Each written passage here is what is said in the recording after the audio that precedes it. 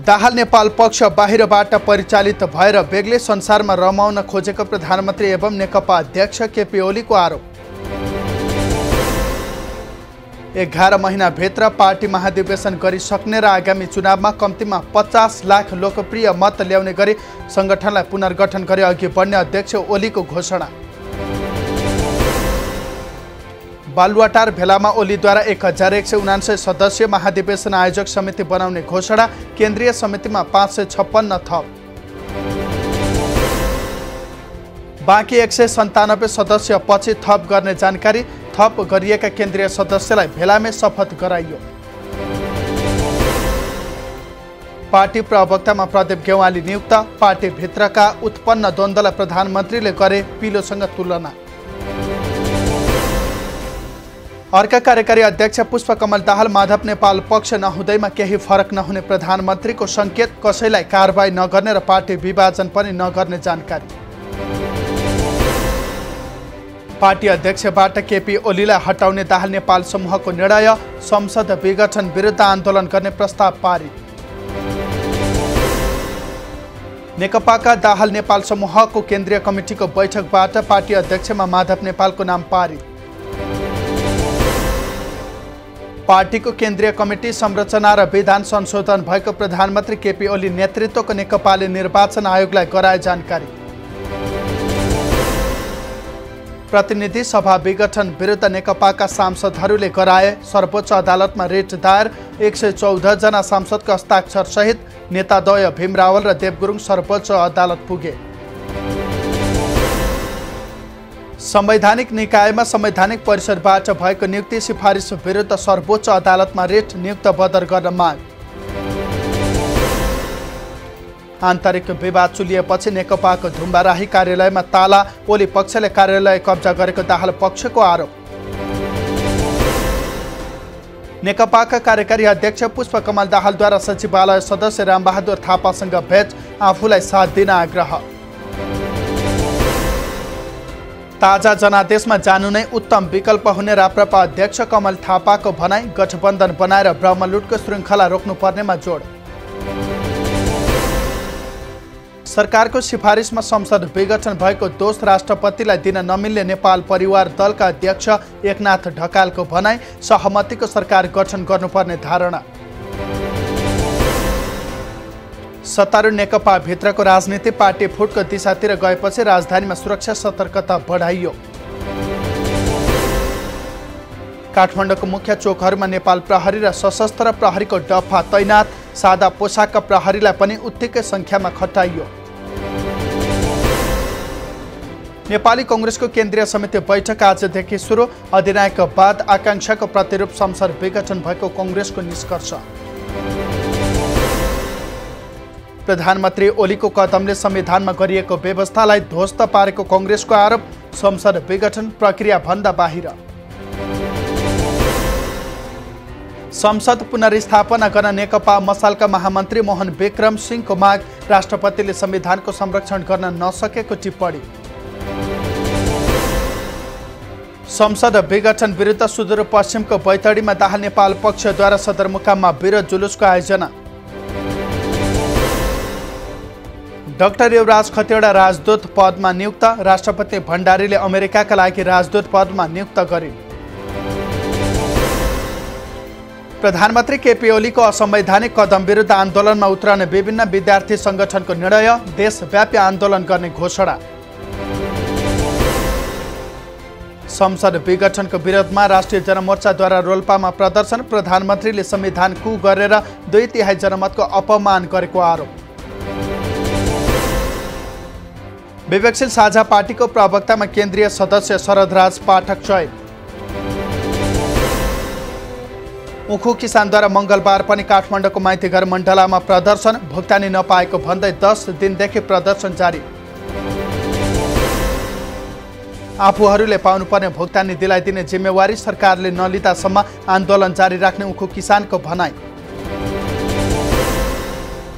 Share बजार परिसूचक नेप्सेमा मङ्गलबार उछाल। नेप्से परिसूचक 95.46 अङ्कले बढेर 2061 बिन्दु नाग्यो। 6,74 करोड बराबरको सेयर किनबेच, ब्याङ्कको ब्याज दर कम तथा लगानीकर्ताको सङ्ख्या थपिएका कारण बजार उकालो लागेको अनुमान। नेपालमा थप 722 जनामा कोरोना संक्रमण पुष्टि, यो सँगै संक्रमितको सङ्ख्या नेपालमा 2,55,236 पुग्यो। काठमाडौँ उपत्यकाका 365 जनामा संक्रमण पुष्टि, काठमाडौँका 300, भक्तपुरका 23 र ललितपुरका 42 जना।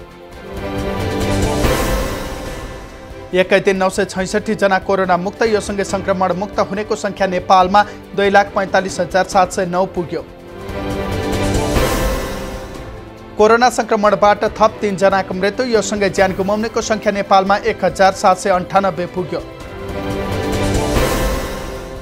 हुम्लाको सिमकोटमा आधुनिक कुटानी पिसानी 4वटा मिल स्थापना, टाढा टाढा जानुपर्ने महिलाको बाध्यता अन्त्य। कर्णाली क्षेत्र निर्वाचन विकास कार्यक्रमको 50 लाख र 4,06,000 बराबरको जनश्रमदानबाट मिल स्थापना गरियो। रूपन्देहीको बुटवलमा निःशुल्क स्वास्थ्य सामग्री वितरण, सार्वजनिक यातायातमा यात्रा गर्ने यात्रुलाई संक्रमणबाट सुरक्षित गर्ने उद्देश्य। सवारी दुर्घटना न्यूनीकरणका लागि प्रदेश सरकारको अवधारणा अनुसार 2 स्थानमा रिफ्रेस सेन्टरको शिलान्यास, 5 स्थानमा सेन्टर बनाउने योजना। देशभरिका श्रमिक व्यवसाय बीच देखिने विवाद समाधानका लागि झापाको बिर्ता मोडबाट पहल सुरु, विवाद तत्काल समाधान गरी व्यवसाय सुचारू गर्ने वातावरण बनाउने। उदयपुरको बेलटारमा सुविधा सम्पन्न कोरोना अस्पताल भवन निर्माण, स्विस सरकार र जिल्लाका 8 पालिकाको आर्थिक सहयोगमा भवन निर्माण सम्पन्न। पाँचथरको कुमाई गाउँपालिकामा स्वास्थ्य बिमा सम्बन्धी कार्यक्रम लागू, बिमाका लागि 5 जना कर्मचारी छनौट प्रक्रिया पनि अघि बढ्यो। पाँचथरको कुमाई गाउँपालिका केन्द्र यासोकमा कालोपत्रेको कामले गति लियो, कोरोना बेच उपकरण र जनशक्ति परिचालनपछि योजनाको कामले गति पायो। पर्वतको जलजला गाउँपालिकाले 60 वर्ष उमेर पूरा गरेका मजदुरहरूका लागि सञ्चय कोष निर्माण गरी रकम जम्मा गरिदिने, वृद्ध अवस्थामा सहयोग पुग्ने उद्देश्य। उत्तरी गोर्खाको चुमनुब्री गाउँपालिकामा रहेको सुरिङ्गी र कोया खोला माथिको झोलुङ्गे पुल निर्माण, सुरिङ्गी गुम्बा पुग्न 3 घण्टा लाग्ने बाटो छोटियो। झोलुङ्गे पुल निर्माणका लागि स्विस सरकारबाट 1,98,50,486 रुपैयाँ 12 पैसा प्राप्त भएको जानकारी। नवलपरासीको विनय त्रिवेणी गाउँपालिकाबाट अवैध रूपमा ढुङ्गा गिटी र बालुवा निकासी गर्ने ट्र्याक्टर प्रहरीको नियन्त्रणमा। देशभर 50वटा माट सञ्चालन गर्ने भक्तपुर शिव शिखर कृषि सहकारीको तयारी, 16औं शाखा मकवानपुरको हेटौडामा सञ्चालन। सिन्धुलीका सामुदायिक वनहरू विकसित र संरक्षित हुने क्रम बढ्यो, झाडी फडानी तथा वन सरसफाई गरेपछि सामुदायिक वनमा वन सम्पदा फस्टाए। बागलुङमा लकडाउन खुलेपछि सवारी साधनको अत्यधिक चाप बढ्यो, चाप बढे पनि यात्रुहरूको सङ्ख्या न्यून, यातायात व्यवसाय निराश। 2061 सालमा सुर्खेतबाट तराई झरेको तुलसी कुमारीको परिवार कष्टकर जीवन बिताउन बाध्य, मुलुकमा जुनै व्यवस्था आए पनि जनताले सुख पाउन नसकेको गरे गुनासो।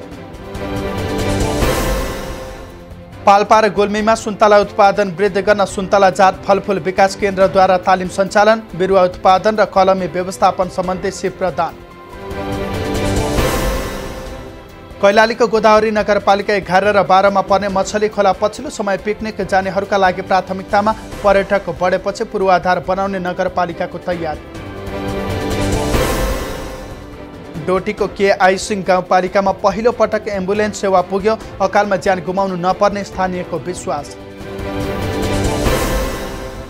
बाजुराको मातडीमा 500 ग्राम चरेस जस्तो देखिने कालो पदार्थ सहित एक महिला पक्राउ। मोरङको रङ्गेली विराटनगर सडक खण्ड अन्तर्गत सुनवर्सी नगरपालिका 9 स्थित बेरुवा थान नजिकै मोटरसाइकल दुर्घटना, 1 जनाको मृत्यु। चालक भारत अरिया तिरगञ्जका 30 वर्षका चुन्ना कुमार बहदारको घटनास्थलमै मृत्यु भएको प्रहरीद्वारा जानकारी। कैलालीको धनगढी उपमहानगरपालिका र गोदावरी नगरपालिका जोड्ने धनगढी खुटिया सडक अलपत्र अवस्थामा। प्रदेश सरकारबाट सङ्घ मातहत लिइएको सडक कहिले र कसरी निर्माण गर्ने भन्ने अझै टुङ्गो लागेन। सिराहाको सुखीपुर नगरपालिकामा प्रेसर कुकर बम फेला, सेनाको टोलीद्वारा निष्क्रिय। सौर्यमण्डलका दुई ठूला ग्रह बृहस्पति र शनि करिब 400 वर्ष यता सबैभन्दा नजिकको दूरीमा। दुवै ग्रह 73 करोड किलोमिटरको दूरीमा पृथ्वीसँग सिधा रेखामा देखिए। यस्तो घटना कम्तीमा 60 वर्षसम्म नहुने, सन् 2080 अगाडि यस्तो संयोजन हेर्न नपाइने। ललितपुर स्थित सोताई एन्ड काई थेरापी सेन्टरद्वारा विगत लामो समयदेखि मांसपेशी तथा हड्डीका समस्या भएका मानिसको उपचार गर्दै